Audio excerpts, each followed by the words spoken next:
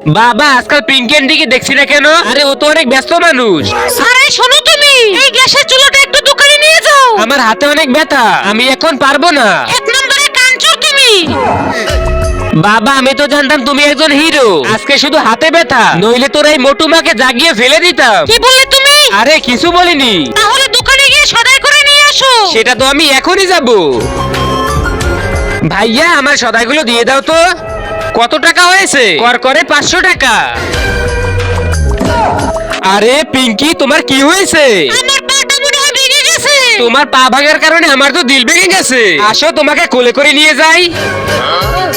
আরে তুমি আমাকে এত ভালোবাসো? আরে এত ভালোবাসি না, বুঝাতেই পারবো না। তাহলে এখন বুঝিয়ে দাও।